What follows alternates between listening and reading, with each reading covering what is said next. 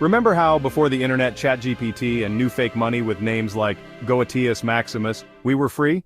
We were more relaxed, maybe even a little happy?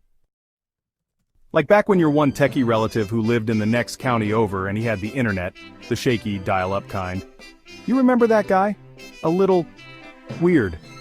Always talking about websites and email, and you'd visit his house and think, man, it's more of a relief to leave than to stay. You didn't know a storm was coming, none of us did, not even that guy. We used to just watch TV for information. If President Clinton was on, speaking to us while sitting at his desk in the Oval Office, we'd take it at face value. No questions, no sneaky internet rumors whispering, hey, someone else might be under that desk, keeping the president's mood up. And you know what? We didn't need to know. We read books back then too. Real books. You'd finish a chapter, stare at the wall and just think. Maybe you'd call a neighbor, the bookish one, and ask, what in Sam hell was that ending about? He'd say a little sourly, I don't know. Ask Stephen King, why don't you? But you couldn't. He wasn't on Twitter back then shooting his thoughts into the void. He was busy, probably working on whatever came after Cujo. So you'd sit, numb, befuddled, a little pissed, staring at the wall like a geriatric patient stuck, slumped in an old wheelchair and forgotten about in the dim west wing of some crumbling Midwestern nursing home, listening to the wind howl, and thinking about that damn book and its unsatisfying ending.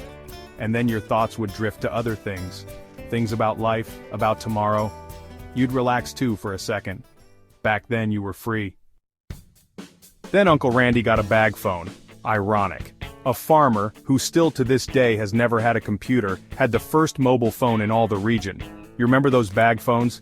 He'd stand out in the cornfield, tractor broken down, no reception as usual, holding his bag phone like a baby, staring wildly into it and saying, well gee whiz, well I'll be darned, trying to get a signal from the satellites. You'd watch him and think, what in Jiminy Crickets is this? What purpose could this possibly serve in this life or the next? Well now look at us. ChatGPT is old news. The AI agents swarm over our heads now. They don't do our dishes or fold our laundry. No, they're busy trading crypto for us, building websites. They're cranking out art, connecting real-world devices to the digital world while we have no idea what's happening and it all feels like it's spinning out of control. They're working 24/7 to make sure we never have to read or think again. But still busy as hell clicking and posting and scrolling lest we fall into the deepest, darkest irrelevance. I've got my own agent now. He reads my books for me. Like recently, he plowed through ideology and ideological state apparatuses, because I'm too busy doom-scrolling to crack open a book anymore. Then he hits me with 2 pithy lines I can drop at a party like, Althusser said, schools and media are just ideological state apparatuses. They don't need guns to control us, they just shape our beliefs.